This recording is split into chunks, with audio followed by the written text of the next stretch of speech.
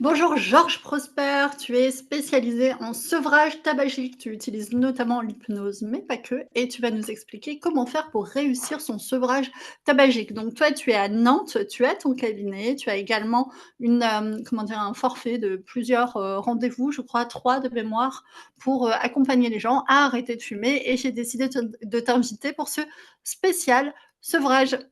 Bienvenue. Merci Nathalie.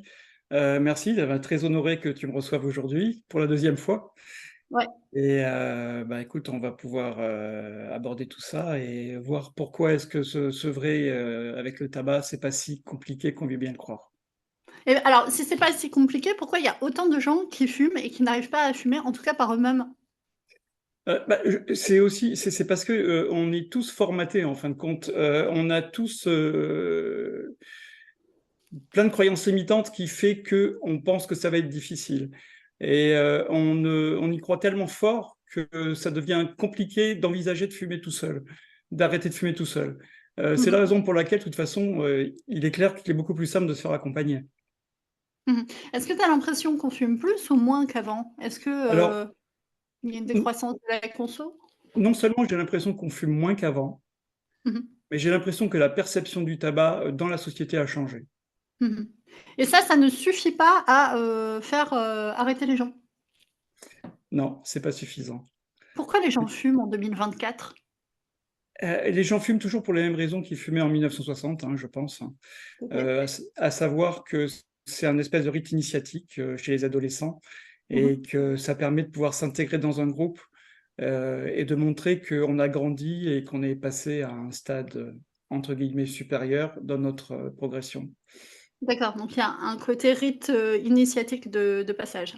Oui, oui, oui, très, très clairement, je dirais au moins à 80%. Mmh. Je trouve de temps en temps des gens qui fument pour d'autres raisons, mais la grande majorité fume parce que, elle a voulu s'intégrer à un moment ou à un autre dans un groupe, oui. OK. J'ai l'impression que c'est de plus en plus associé au cannabis. C'est vrai ou pas? Oui, c'est vrai. Par rapport à avant, ouais. On fume du tabac parce que quelque part, il faut mettre du tabac avec le cannabis. C'est vrai et du coup, je rencontre des problématiques que je rencontrais pas avant, à Mmh. savoir des gens qui, par exemple, veulent arrêter de fumer du tabac, mais veulent se garder le cannabis OK. ou parfois l'inverse, hein, d'ailleurs, mais bon, j'essaie de leur faire comprendre que soit on fume pas. Soit on fume pas. OK. Il y a pas de marge, de négociation. Non, il y a pas de marge de négociation possible. Pas avec toi. Tu laisses pas la porte ouverte à des entre-deux.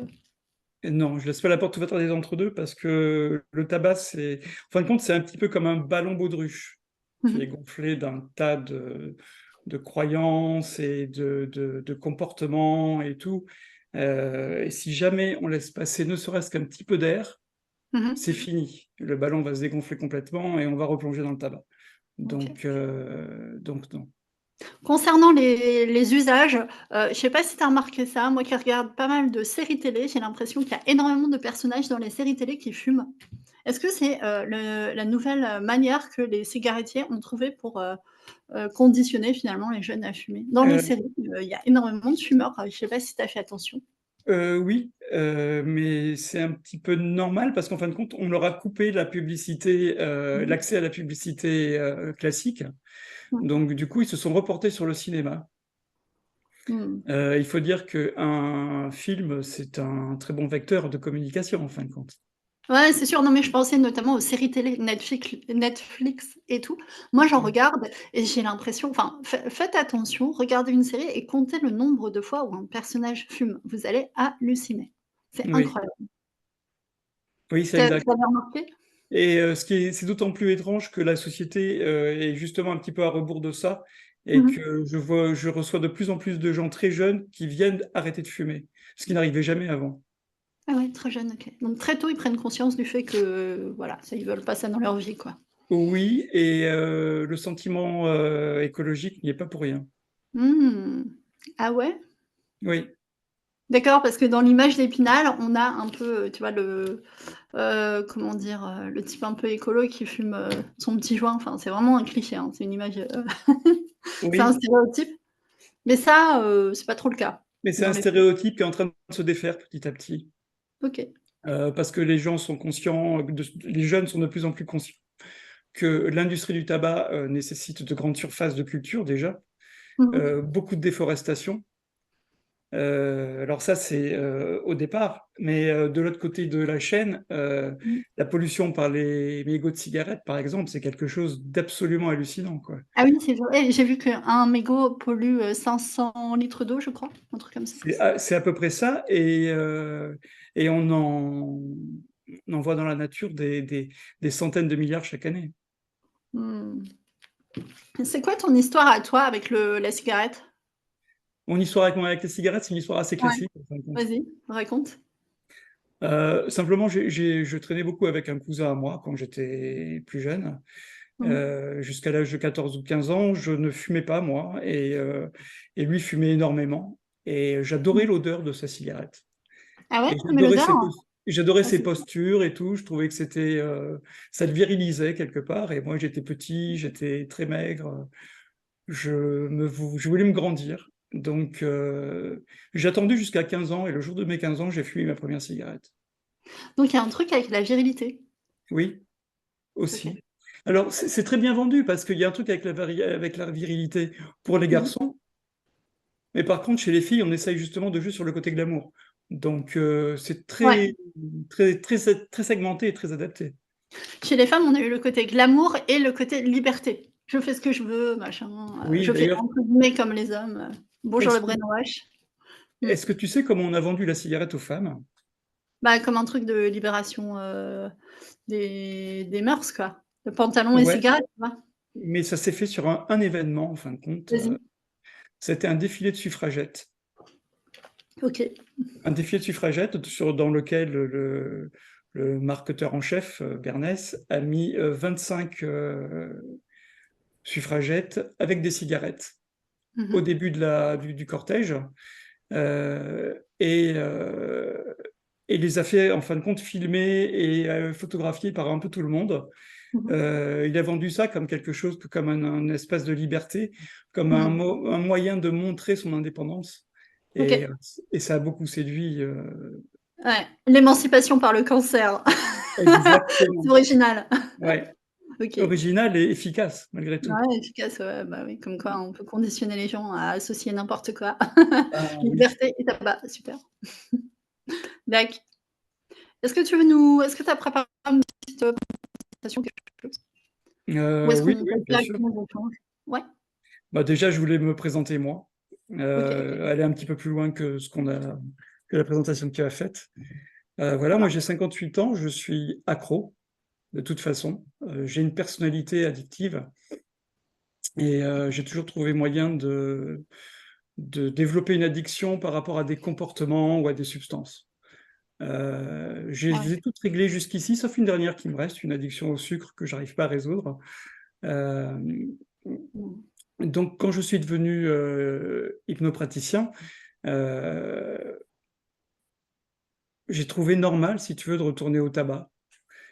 Déjà parce que j'aime bien les choses qui sont claires et dans le tabac, comme dans la perte de poids, par exemple, on a des résultats où on n'en a pas. Mmh mh. Il n'y a pas de OK. discussion possible. Mais surtout parce que ça a été une telle libération pour moi d'arriver à me libérer du tabac par l'hypnose, parce que c'est par l'hypnose que j'ai arrêté de fumer, que je voulais partager ça, quoi. Mmh mh. Est-ce que tu as essayé mon hypnose, pour, se sevrer du sucre sur ma chaîne YouTube ou pas? J'en Non, je propose ne l'ai pas une, essayé. faudrait que tu l'essayes. Tu me diras D'accord, ok. ce que ça te fait. Ouais, tu me feras un petit feedback. Oui. Est-ce que tu veux, dire d'autres choses?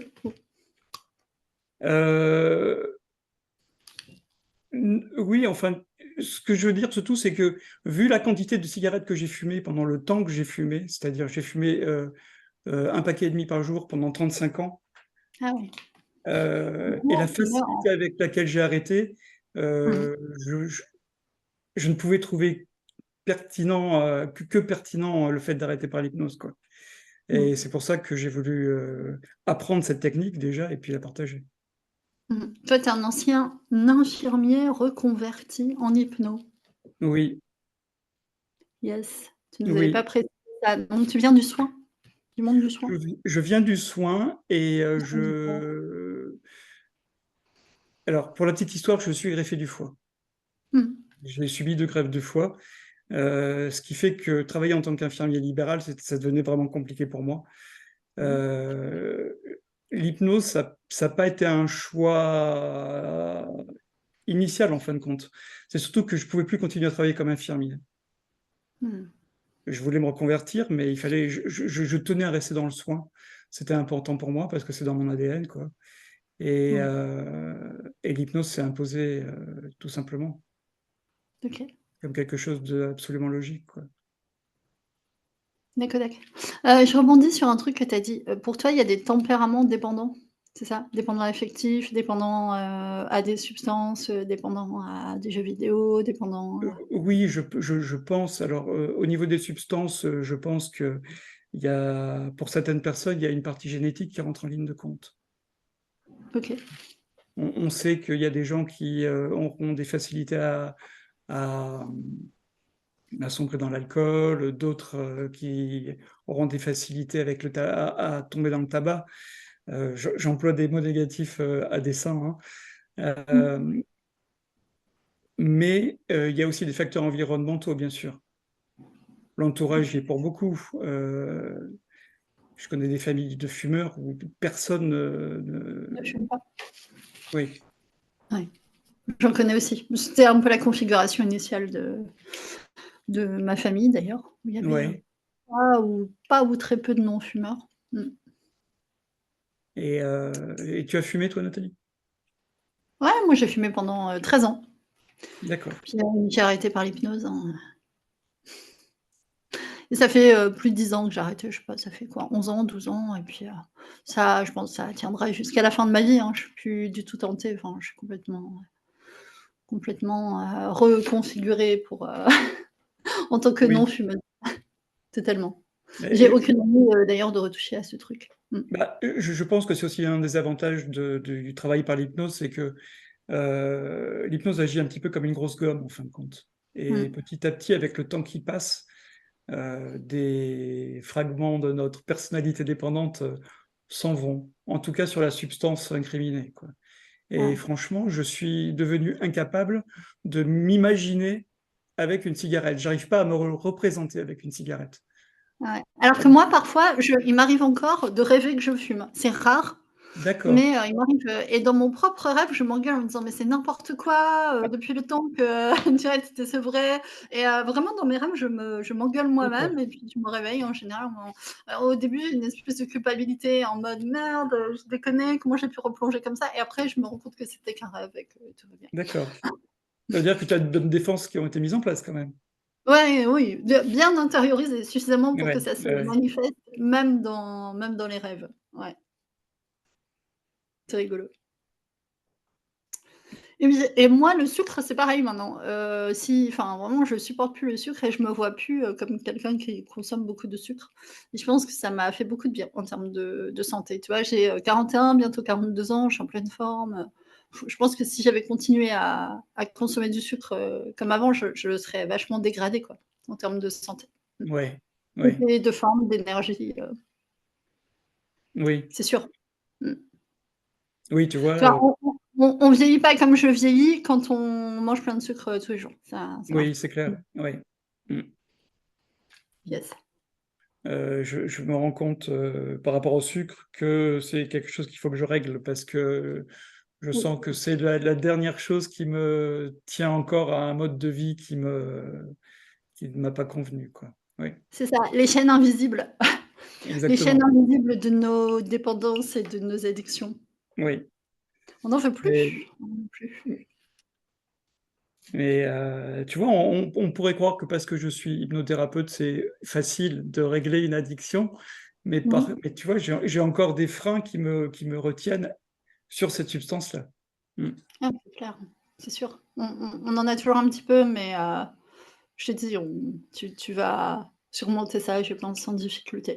Déjà, va voir ma séance, sur ma chaîne YouTube une fois qu'il porte et puis, essaye, dis-moi, fais-moi des feedbacks. Ça tombe, ça suffira, quoi. D'accord. Possible. Est-ce que tu veux qu'on passe aux questions-réponses? Nous avons Vincent, nous avons Cindy. Oui, bien sûr. Georges, tu as dit tout ce que tu avais envie de dire? Oui, oui, on peut. De toute façon, on va développer au fur et à mesure des questions-réponses. Ça roule. Qui veut commencer? Cindy, Vincent, qui est chaud pour poser une première question. C'est moi, je m'en fous, hein, je peux poser des questions à Georges pendant 1 heure. Hein. Cindy, es-tu là? Vincent, es-tu là? Non? Oui, oui, toujours là, toujours là. Allez, on t'écoute. Moi, j'avais une question. Est-ce que le motif de la peur de la rechute sur quelqu'un, par exemple, qui fume depuis longtemps, empêcherait de vouloir arrêter de fumer?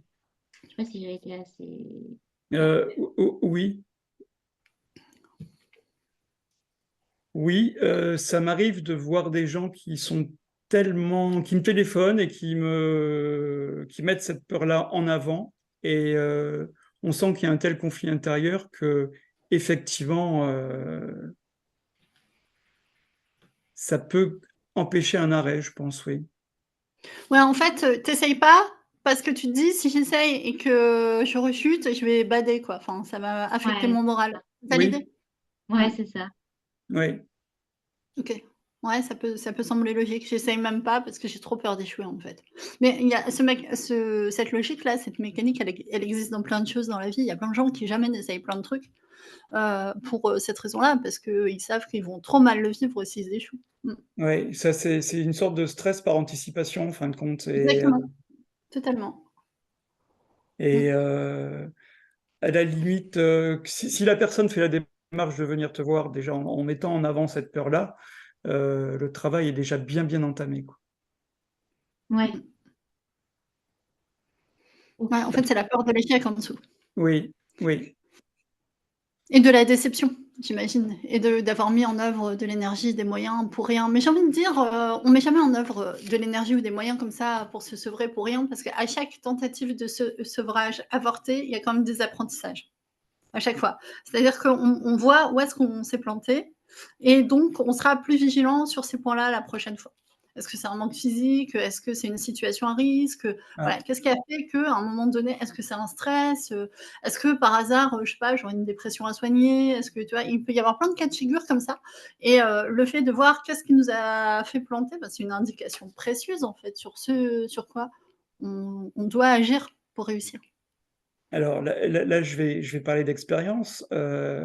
J'ai rencontré personne, je crois, Mmh. qui a réussi à arrêter de fumer du premier coup. Mmh. En général, il y a Et toujours eu moi des inclus. arrêtés avant. Ça Moi devrait inclus. faire. Toi non plus? Non, 4 Ouais, fois, même, 4 ou ouais. 5. Moi, ça a été mon sixième, ma sixième tentative, en fin de compte. Ouais. Et, et je vois des gens qui me contactent en me disant je vais essayer l'hypnose parce que j'ai tout essayé et rien n'a marché. Et je sens qu'il y a une réticence. Quand des Le gens grand disent ça, classique je sens qu'il y a une du réticence. Je sens qu'il y a une espèce de peur mmh. de l'hypnose, si tu veux. Et j'aime bien ces profils-là parce que j'aime bien avoir à les convaincre que l'hypnose peut être pertinent pour eux. Mmh. J'aime bien le «j'ai tout essayé». Tu as essayé quoi? J'ai essayé ça, ça et ça. Ouais, donc tu as essayé 3 trucs en fait. Tu as pas tout essayé, hein, tu en es conscient? C'est Mais, rigolo. mais il est vrai qu'il y a arrêt et arrêt. Mmh. J'avais arrêté de fumer, moi, pendant 2 ans, tout seul. Et Mmh mh. franchement, ça a été les 2 pires années de ma vie. Mmh. Parce qu'il y a plein de choses qui n'étaient pas réglées et que à chaque repas, j'avais envie d'une cigarette, que j'avais envie d'une cigarette tout le temps, en fin de compte. Je montais en voiture, j'avais envie d'une cigarette, de, De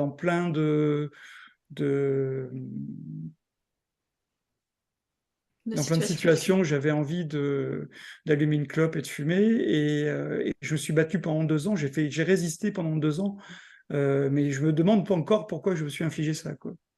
Ouais, en fait, tu te retenais. Alors ça, c'est un autre truc que j'ai beaucoup vu aussi. C'est-à-dire, au lieu d'être sevré, finalement, que le truc soit régulé, tu vois? Et ben, les gens se retiennent un peu comme ça. Oui. Je tiens, je tiens, je tiens et ça peut durer longtemps comme ça, mais c'est épuisant, en fait. Bah, ça peut durer longtemps, d'autant plus que ça veut dire que quelque chose n'est pas réglé, et tant que cette chose-là ne sera pas réglée, il n'y a possibilité d'être réellement sevré, quoi. Le sevrage psychologique, en tout cas, il n'est pas réel, quoi. Il est complètement illusoire. Ok. Cindy, as-tu d'autres questions? Oui. Moi, j'avais une question par rapport au cancer, la peur du cancer. Est-ce que c'est un moyen efficace? Alors moi, j'ai ma réponse perso, mais voilà, qu'on a de plus en plus dans les médias, par l'État, pour essayer d'arrêter de fumer. Est-ce que les gens, voilà, par la peur du cancer, se disent, vaut mieux que j'arrête de fumer? Alors, très franchement, ça peut être un déclencheur. Ouais. Maintenant, les techniques qui se basent sur l'exploitation d'une peur ou d'un dégoût, à mon avis, c'est pas productif, quoi, parce qu'au bout d'un moment, Ça suffit pas, ça d'après toi? suffit pas. Ça suffit pas. Mhm. Non seulement ça suffit pas, mais en plus, tu crées des tensions là où, enfin, tu ajoutes des tensions là où il n'y en avait pas automatiquement, quoi. Tu lis quelque chose de positif à quelque chose de négatif. Je pense que toutes les techniques qui s'appuient sur l'exploitation du dégoût ou de la peur ne sont pas suffisantes. Ouais, le désir est de manière générale beaucoup plus puissant que la peur. La peur peut permettre de tenir un certain temps, mais dès que la menace semble disparaître, alors la peur qui va avec disparaît aussi. Oui, En termes de moteur, de motivation, de moteur motivationnel, effectivement, l'envie de réussir quelque chose est en général beaucoup plus puissante. Yes. il y a j'ai connu pas mal de gens qui sont arrivés, surtout des hommes, en général c'est toujours le même profil, c'est un homme d'un certain âge qui commence à avoir des problèmes rénaux, des problèmes cardiaques, et ils se sont un petit peu pris par cette injonction médicale d'arrêter de fumer, Mmh. et qui va venir me voir et qui va vouloir que ça se fasse le plus rapidement possible. Donc dans ces Mmh. cas-là, effectivement, c'est un bon moteur, c'est une bonne motivation de départ, mais il ne faut pas que l'arrêt se base là-dessus. Il faut au contraire faire naître un désir, il faut qu'il y ait une projection sur l'avenir et que la personne puisse commencer à s'envisager sans tabac et voir à quel point sa vie peut être bien sans tabac aussi. Et Qu'est-ce qui peut être désirable, à terme, dans le fait d'arrêter de fumer? C'est très personnel, non? C'est très, très alors oui, individuel? bien sûr, c'est très personnel, oui. Oui. Mmh. J'ai connu des gens qui souhaitent arrêter de fumer ou qui arrivent à se projeter en Mmh. s'imaginant physiquement. D'autres vont justement être attirés par le fait de gagner en rapidité mentale, ou simplement d'être moins stressés, puisque bon,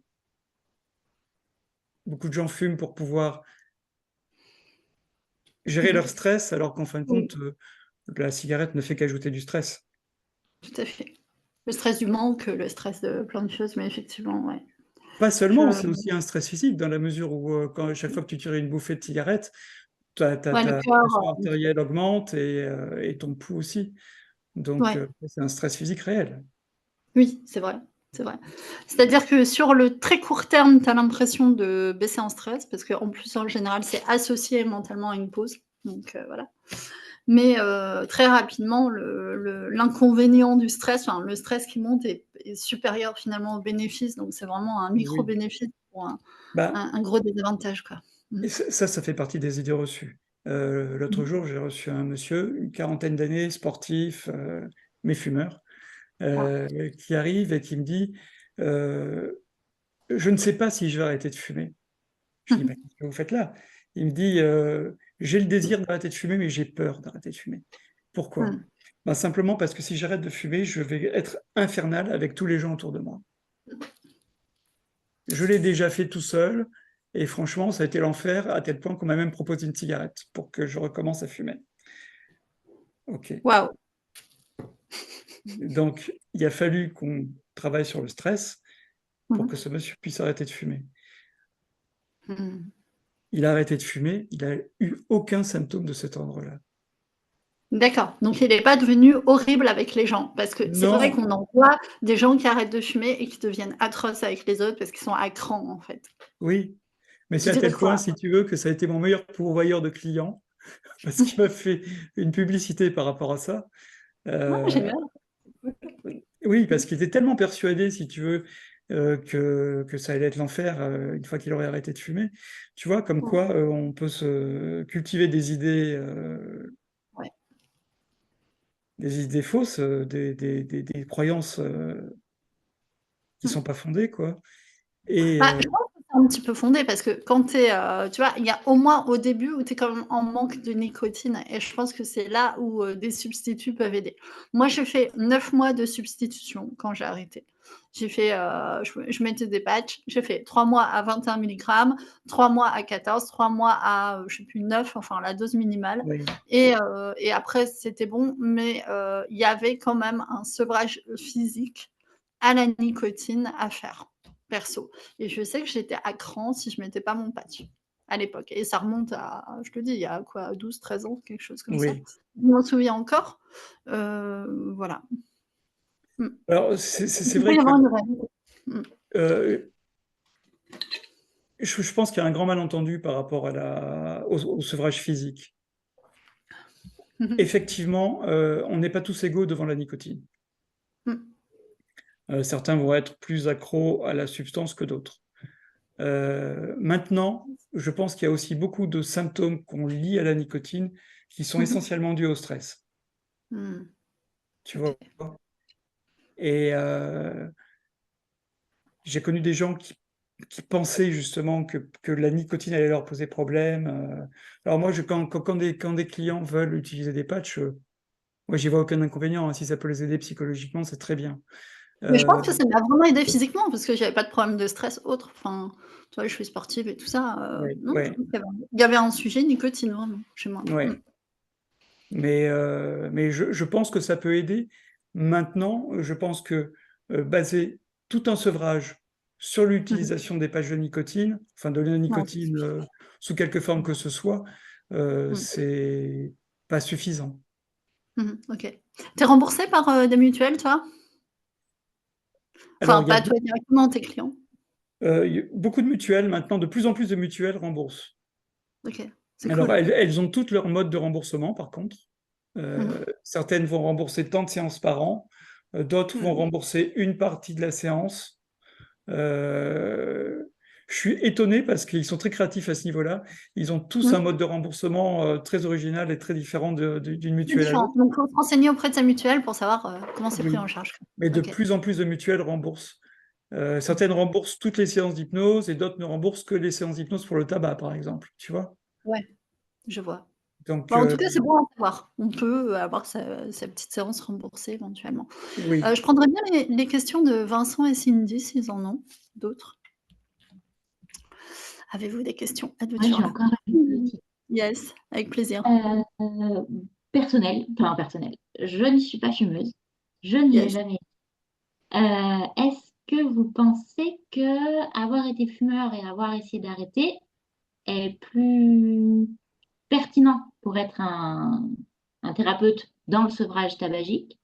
Ou est-ce que parce que je ne suis pas accro au tabac, mais bon, il y a d'autres petites choses, voilà, le sucre, des choses comme ça. Ou est-ce que c'est vraiment, est-ce que ça vous donne une carte en plus de l'avoir vécu pour aider? Alors, personnellement, j'ai tendance à penser que oui. Maintenant, je me pose encore la question, très honnêtement. Ouais. Moi, je pense pas. J'ai un avis très clair là-dessus. Il y a pas besoin d'avoir eu un cancer pour être un bon cancérologue. Il y a pas besoin d'avoir plein de troubles, psychologiques pour être un bon psy et je pense qu'il y a pas forcément, besoin de Eh l'avoir ben, vécu. Après hem, c'est sûr qu'être passé par là permet peut-être à certains moments d'être plus en empathie, mais est-ce qu'être plus en empathie nous rend toujours plus compétents? Moi, je suis pas certaine. Je pense pas que ce soit vraiment déterminant. Ça, c'est mon avis perso. euh, alors, là où je suis pas complètement en phase avec ça, c'est Mmh. sur le fait que je pense que le fait d'avoir connu la situation permet de mieux comprendre certains aspects. Ouais. du Bah, après, tabagisme il y a qui se sont le problème, c'est qu'il y a différents types de tabagisme. Tu vois, tu connaîtras un chemin pour un type de exactement. profil, mais pas les autres. Oui, Mmh. oui, on est d'accord avec ça. Mmh. Heu, j'ai commencé à changer d'idée, en fin de compte, quand j'ai été malade moi-même, en Mmh. tant qu'infirmier, tu D'accord. vois? Parce que je me suis rendu compte en tant que patient qu'il y a plein de choses que des infirmiers qui n'avaient pas été malades quand j'étais à l'hôpital ne comprenaient pas Mmh. dans mes plaintes ou dans OK. mes demandes, tu vois? D'accord. Donc je me suis posé la question de savoir si, en fin de compte, le fait d'avoir vécu cette expérience-là ne te rendait pas, alors plus légitime, j'aime pas, mais Mmh. bon allez, plus légitime, ouais. Ouais, moi je pense qu'à certains moments, dans certains cas, ça peut rendre un peu plus empathique dans le sens où, bah, comme on l'a vécu, on se reconnaît finalement un peu dans la situation. Pour autant, est-ce que ça rend plus compétent? Moi, ma Compétent, position non, peut-être pas. Ouais. est plutôt non. Et sur ma chaîne YouTube, l'une des vidéos qui fonctionne le plus, c'est une vidéo contre la constipation, tu vois? Je n'ai pas D'accord. ce type de problème. Clairement Mmh. pas. Et pourtant, tous les jours, j'ai des commentaires de gens qui me disent: «Ah là là, j'ai été soulagée». C'est des gens qui ont subi des viols, des fois, et qui du coup ont vraiment des blocages psychologiques par rapport à ça. Des Mmh. gens qui ont, tu vois, tout un tas de problèmes, qui font que, d'un point de vue intestinal, bah, ça déconne. J'ai fait une séance d'hypnose vraiment en mode relaxation et tu sais, on laisse vraiment, on se détend et tout. Les Ouais, gens ouais. sont hyper contents. Bah, c'est pas un truc que j'ai vécu, particulièrement, si tu veux. Mais Ouais. ça n'empêche pas que simplement le fait de, voilà, comprendre le mécanisme fait que tu peux quand même proposer une solution, une bonne solution, quoi. Mmh. Alors, ce que tu me dis, ça me permet de rebondir sur un truc, c'est le rôle du stress dans, dans tout, en fin de compte, dans tout le règlement de ces questions-là. Soit tu Mmh parles du mh. stress par rapport à la constipation, Ouais, et moi je me rends compte que par rapport au tabac, en fin de compte, le stress, c'est quelque mmh, chose d'absolument central. ouais, c'est un sujet majeur de société. Mmh. Ouais, C'est vrai, et tout à fait. que quand on arrive à j'arrive à avoir de très bons résultats, Mmh. il y a des fois, en faisant pas grand-chose, en fin de compte. Juste Mmh. en faisant en sorte que les gens arrivent à se détendre comme ils ne se sont jamais détendus. Ça leur Mmh. permet de changer de regard, ça leur permet de Ouais. changer d'angle, et heu et ça leur permet, de pouvoir, envisager enfin les choses autrement, ce qu'ils n'avaient jamais pu faire Mmh. avant. Et Ouais. oui, Alors là, pour le coup, c'est pas qu'un sujet de stress, mais c'est incroyable. Je pense que c'est la séance d'hypnose la plus utile de ma chaîne. J'aurais jamais imaginé, enfin, je l'ai faite genre en un quart d'heure comme ça, sans forcément y croire plus que ça. ouais, Et c'est pas qu'un sujet stress parce que vraiment, pour le coup, je porte mon attention sur des zones bien particulières où j'amorce des mouvements, bien spécifiques effectivement de descente, d'ouverture et cetera, tu vois, tu imagines tout ce que ça peut impliquer. Et c'est pas qu'une histoire de stress, tu vois? C'est vraiment une histoire de, voilà, on porte son attention sur des zones particulières et c'est là, effectivement, on va les relaxer et accepter aussi de laisser, descendre et partir certaines choses. Mais c'est pas qu'un sujet stress, c'est ça que je voulais dire. Mmh. oui, d'accord. Il y a vraiment des fois le mental qui bloque certaines zones. Parce qu'il Mmh. y a des peurs, parce qu'il y a des choses qui se sont cristallisées à cet endroit-là, qui sont de l'ordre, vraiment du trauma, des fois. Mmh.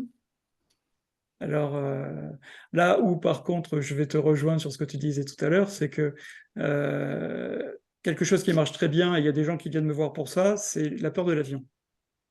Mmh, ouais, Alors gros que j'ai sujet. jamais eu peur en avion moi personnellement, effectivement. Ouais.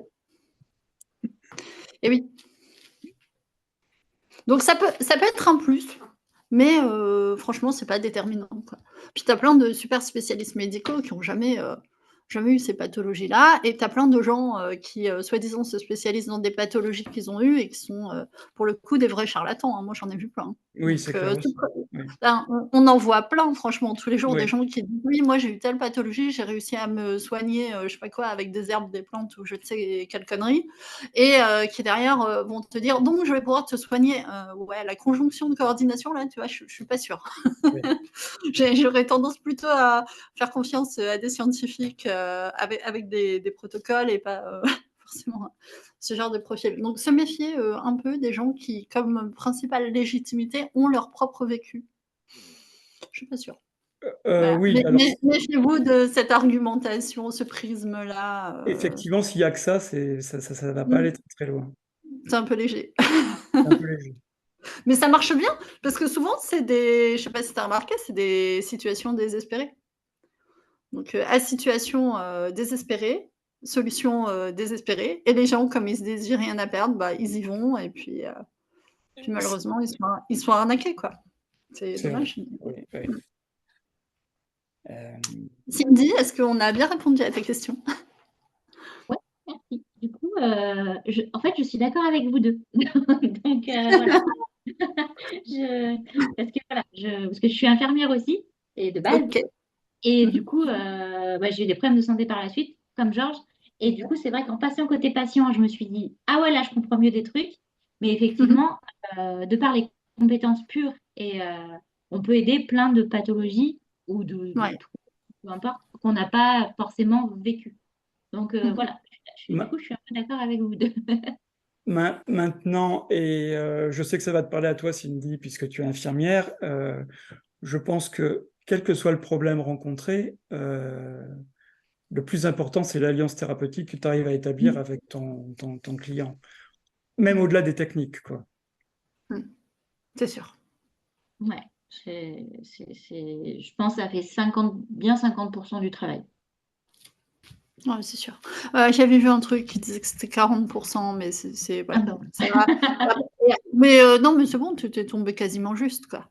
40 de l'efficacité d'un accompagnement de ce type, c'est effectivement l'alliance thérapeutique. Le reste, ça reste de la compétence professionnelle quand même.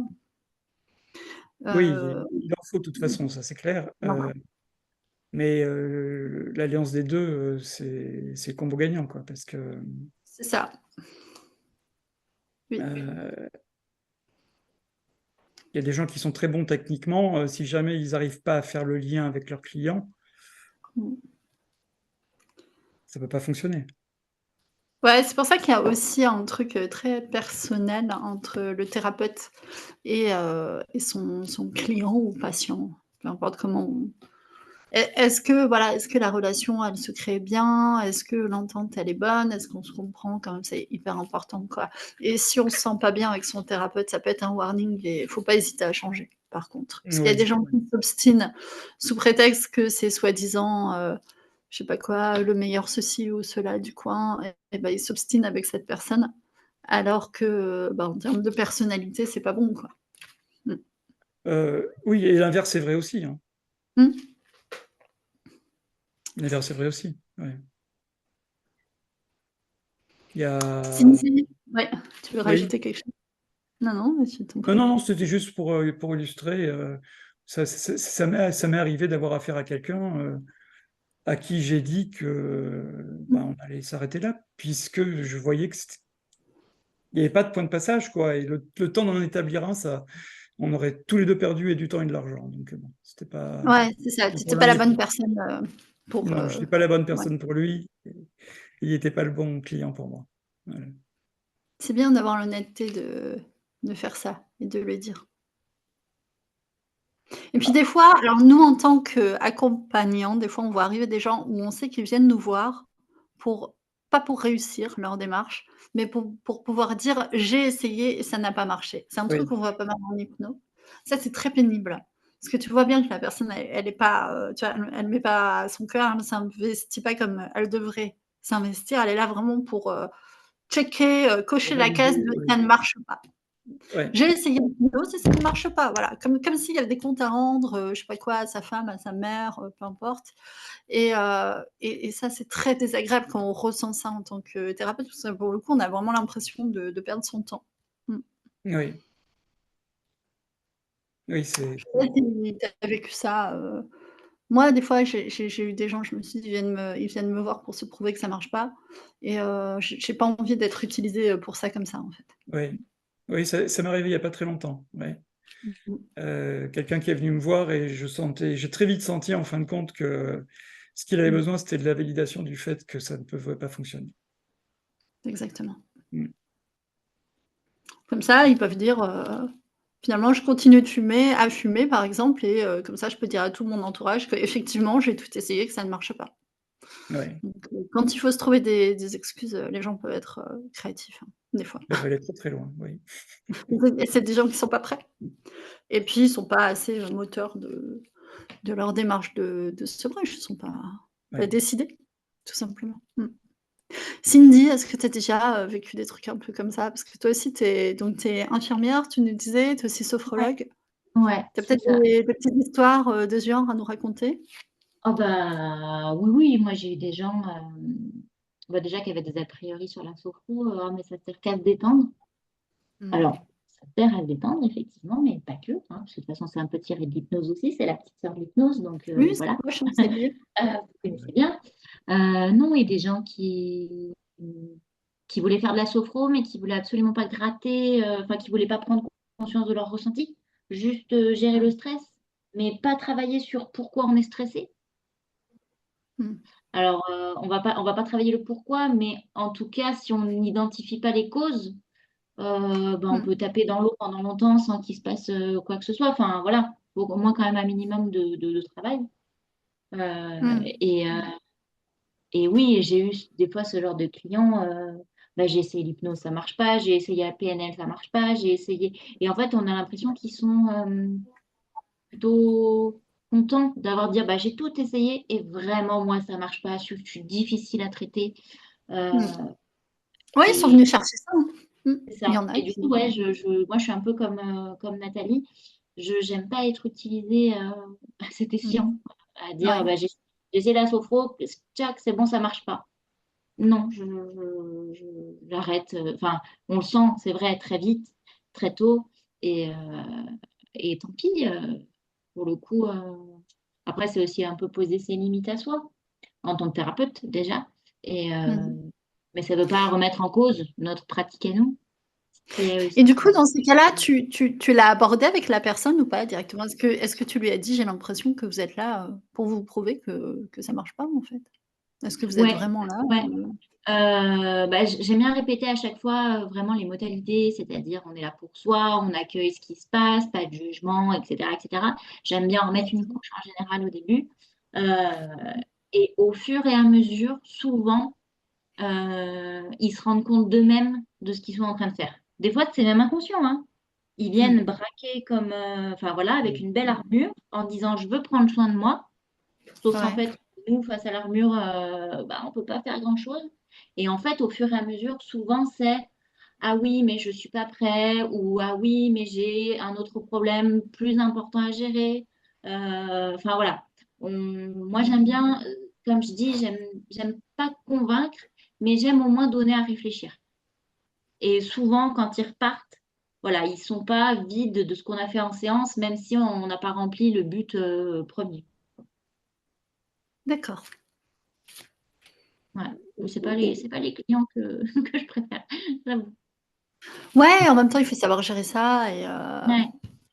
moi, j'en ai un récemment, on avait commencé un accompagnement et puis il m'a dit: «On arrête parce que, j'ai compris qu'il y avait des problèmes plus profonds». Alors effectivement, c'était peut-être quelqu'un à adresser à un psy pour le coup, et puis je pense qu'il s'est rendu compte tout seul qu'il y a des soucis de cet ordre-là. Mais, mmh, mais je pense également, comme toi, Cindy, que c'est un mouvement qui est assez inconscient. Mmh. C'est-à-dire qu'il y a un petit jeu entre soi et soi et que, la personne peut-être si tu fais monter ça à sa conscience, elle peut peut-être, bah, évoluer vers un mieux quoi, en se disant: «Attends, pourquoi je me charge des excuses comme ça à pas faire les choses?» Oui, ça peut être juste un pas en avant, quelque part. Ouais. Ouais, c'est déjà pas mal, hein. Un pas en avant, c'est déjà Oui, c'est déjà pas mal, oui, tout à fait. mmh. Il y a des fois, ça leur amène de la clarté aussi et parce qu'effectivement, la personne à Bah, laquelle je pense, je mmh. sentais bien que c'était pas clair dans sa tête et que il y a je pense qu'en tant qu'hypno, on est bienveillant, mais pas complaisant, tu vois? Et qu'il y a des fois, tu vas dire des choses à des gens, qui peuvent les remuer C'est clair. négativement. Enfin Mmh. négativement, non. qui peuvent les bousculer, disons. Après, tout dépend de ce qu'eux en font. Nous, on est là pour les aider à en faire quelque chose de positif. Georges, j'ai une question. Donne-moi 3 clés d'un sevrage réussi. Les 3 clés d'un sevrage réussi. Ouais. Alors, les clés ne seront pas les mêmes en fonction de l'écart de temps qui se passe. Tu vois? Précise. Ce que je veux dire par là, c'est qu'un sevrage réussi pour moi au bout d'un mois, ce ne sera pas les mêmes clés que le sevrage réussi au bout d'un an. Ok, d'accord. D'accord? C'est quoi les clés? Ben, au bout d'un mois, c'est déjà le fait que le tabac occupe de moins en moins qu'on ait conscience que le tabac occupe de moins en moins de temps dans l'esprit. Dans l'esprit, De moins en dans moins. les pensées. Voilà. C'est le fait qu'on puisse constater une amélioration au niveau physique. Ok. D'accord? Et le troisième, c'est qu'on puisse réaliser, alors ça demande de s'observer un petit peu soi-même quand même, de réaliser qu'il y a eu un changement au niveau du ressenti émotionnel, je parle. D'accord. Ah là, il faut mettre le thermomètre intérieur. Oui, un petit peu, je pense. Mais je pense que des gens qui font cette démarche d'arrêter de fumer ou de consommer quoi que ce soit d'ailleurs, sont déjà dans l'observation d'eux-mêmes. Ok. Donc, ce genre de Du coup, constatation. c'est quoi?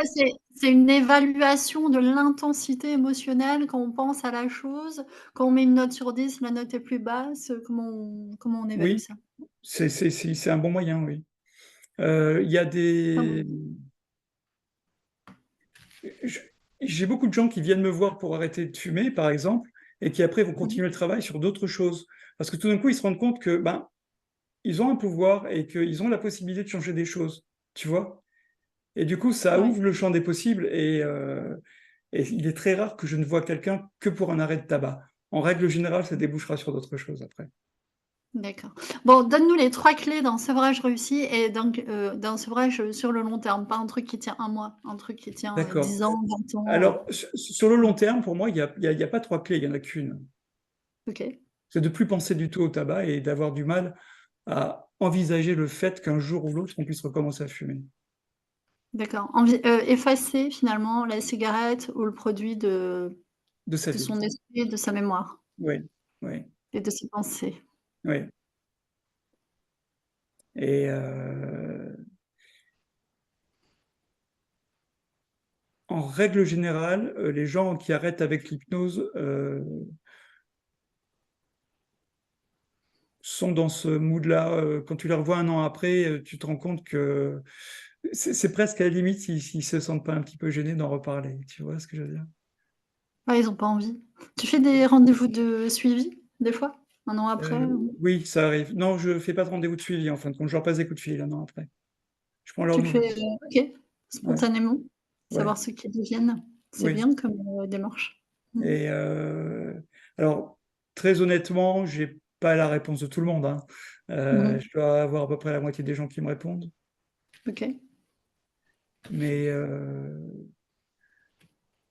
je pense qu'il y a un cap à passer qui est à peu près de 6 mois, quoi, tu vois. Si j'ai pas de rechute avant 6 mois, il est rare que les gens rechutent après. Ça roule. Cindy, tu as des questions, des réactions encore? Des remarques? Bah non, c'est super passionnant, hein. Je pourrais passer mon après-midi à, à essayer de réfléchir et d'avoir des questions. J'avais une question, par exemple, pour des patients ou des clients plutôt précaires, par exemple, qui disent, je sais pas, je mets tout mon argent dans un accompagnement hypno pour arrêter de fumer. Est-ce que on peut vraiment faire quelque chose pour lui ou c'est vrai que s'il peut se retourner vers plusieurs centres d'addictos ou de choses comme ça, ce sera plus pertinent. Tu veux dire en termes de prise en charge? Bah, déjà, on a vu tout à l'heure qu'il pouvait y avoir une prise en charge par la mutuelle éventuellement. Donc, 1er réflexe, si la personne elle veut faire de l'hypnose, elle demande à sa mutuelle s'il y a une prise en charge et pour combien de séances. Ouais, 1re, 1re remarque, tu vois? OK. Ouais, parce que j'ai des patients qui sont pas, Mmh. enfin, voilà, qui ont un environnement qui est pas, fertile à arrêter de fumer ou qui sont confrontés tout le temps à ce genre de choses Mmh. et ils ont l'envie, mais ça j'ai envie de dire, c'est un peu la seule chose qu'ils ont de leur côté. Hem, Ouais et ça les aide à tenir dans des conditions difficiles. Tous les moments ne sont pas propices à se sevrer et des fois, c'est pas mal de travailler d'abord un peu son environnement ou choisir un moment adéquat pour, planifier, organiser son sevrage dans des conditions, qui sont meilleures et donc voilà, peut-être qu'avant de démarrer, effectivement, il y a un travail à faire, mais aussi sur l'environnement. Si les conditions de travail sont mauvaises, bah, peut-être envisager un bilan de compétences, j'en propose, ça tombe bien. Ou autre chose, un changement d'emploi, enfin peu importe. Bref, essayer de voir pourquoi la personne est en souffrance comme ça et compense, parce que là, pour le coup, on est dans un mécanisme de compensation avec le tabac. Normalement, une fois qu'il sera sevré, il sera un peu moins précaire parce que quand même le tabac, ça coûte cher. c'est vrai. C'est vrai.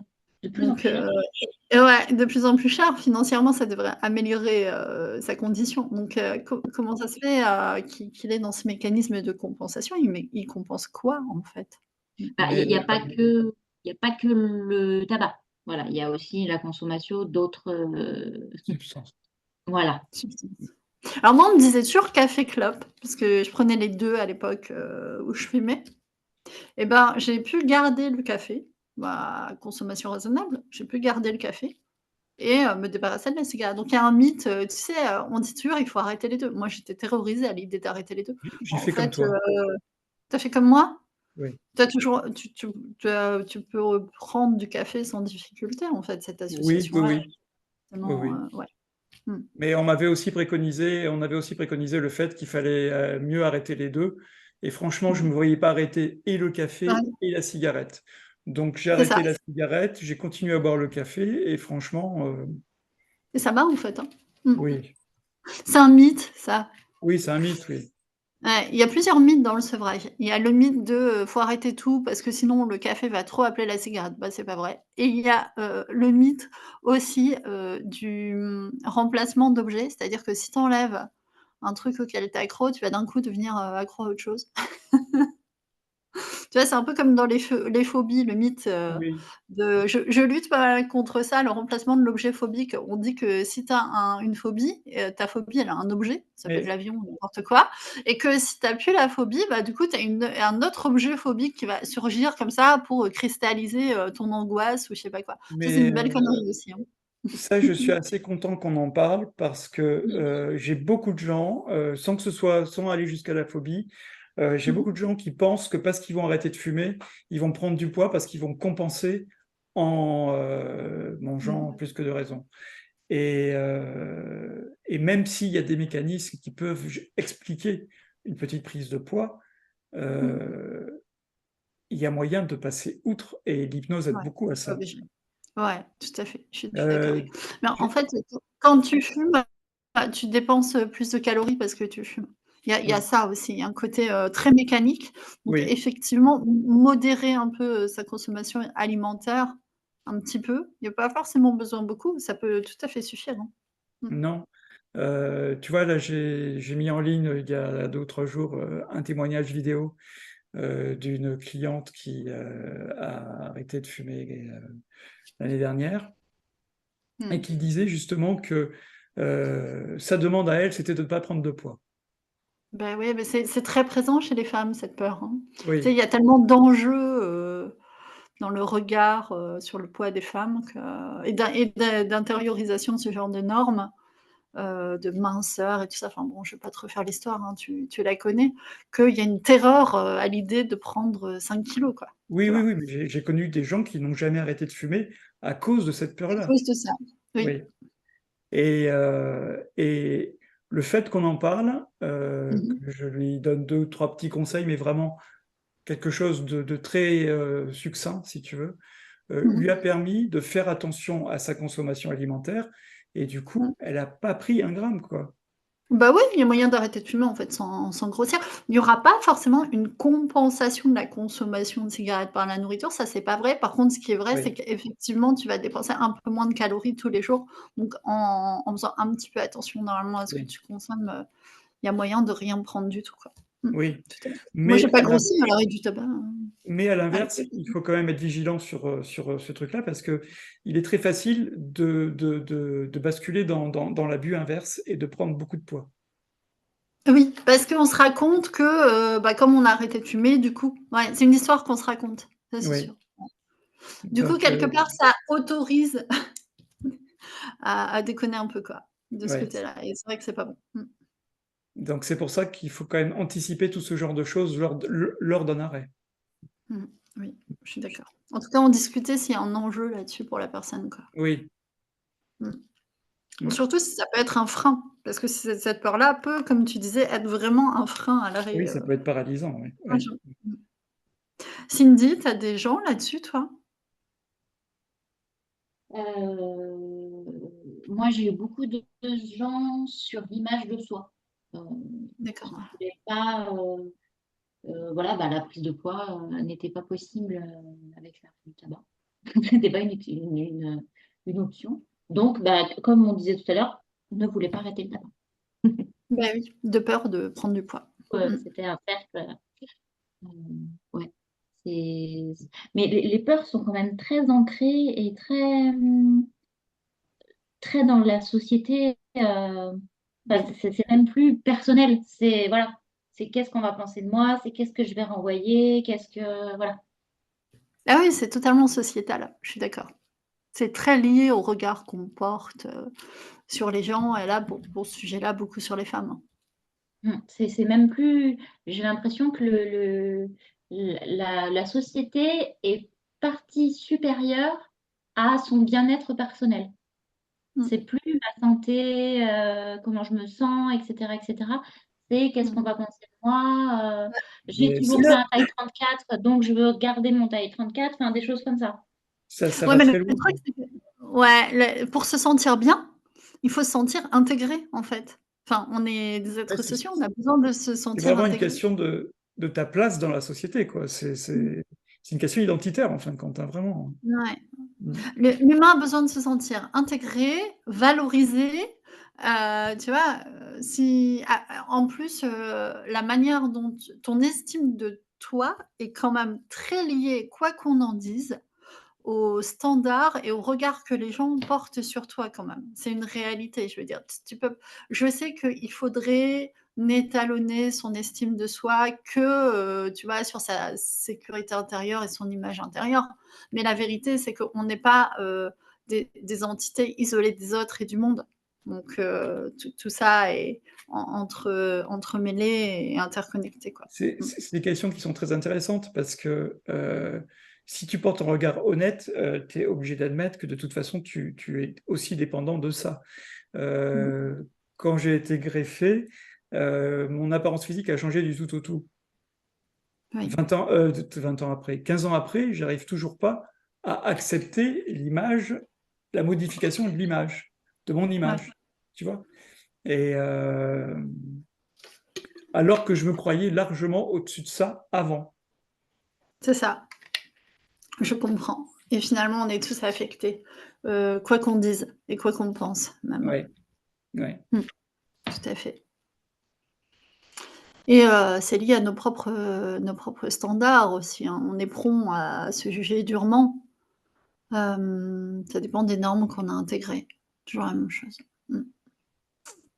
ouais. Cindy, je sais pas ce que tu en penses? Mais je Ouais, sais que je suis souvent moins dure avec mes amis qu'avec moi-même, en fait et c'est beaucoup de gens. Mmh. ah bah, oui, oui, là, moi, j'ai souvent tendance à dire à mes clients qu'ils devraient se parler et se donner des conseils comme ils l'aimeraient à leur enfant ou à leurs meilleurs amis, avec Ouais, bienveillance, avec sans ce jugement. On se juge beaucoup trop dur par rapport c'est à la réalité des choses. ouais, c'est certain. Et oui, on est très intransigeants envers nous-mêmes sur certains points parfois et des fois pas assez. On voit des gens très laxistes, vis-à-vis d'eux-mêmes aussi, comme quoi tout ça est une histoire de regard sociétal, d'éducation et voilà, de Ouais. choses intériorisées, de représentation quoi, qu'on a intégrées. Mm. Mmh.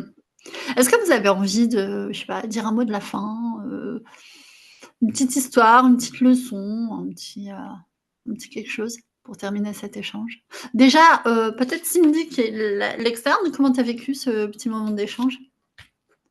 Eh ben, c'était super bien. Moi, c'est un domaine, l'addiction, le sevrage, le tabac, c'est des choses qui me passionnent, donc on pourrait en parler pendant l'après-midi. OK, C'est hyper enrichissant d'avoir son ressenti de chacun, son apport aussi compétent. Euh, top, et voir que merci. c'est vraiment personne dépendant, client dépendant, on va vraiment se baser sur l'autre et pas faire une généralité avec pour faire un sevrage, il faut faire première étape ça, deuxième étape ça. C'est toujours en constant un cheminement, un sevrage avorté n'est pas forcément un sevrage raté, entre Tout guillemets. à fait. Mmh. Et c'est super intéressant et ça apporte beaucoup d'espoir. Enfin, en tant que thérapeute, moi, ça m'apporte. Ben, j'ai envie d'aider des gens en sevrage parce que je me dis que même si ça prend du temps, même si ça peut être difficile, bah, ça peut être possible, quoi. Mmh. Donc super chouette. Finir par y arriver, super. Merci Cindy, si on a amené un peu d'espoir et de positivité dans la vie, c'est, super bien. Donc tu reviendras si on refait une rencontre, à l'occasion? Ouais, complètement, ouais. Très bien. Tip top.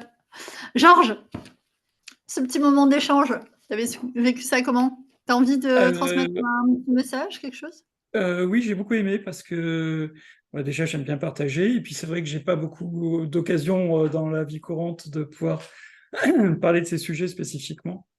Mmh mh. Même si je suis OK. dedans toute la journée, j'adore échanger sur ces sujets-là. Et puis j'aime ces échanges détendus là, c'est très sympa en fin de compte et enrichissant.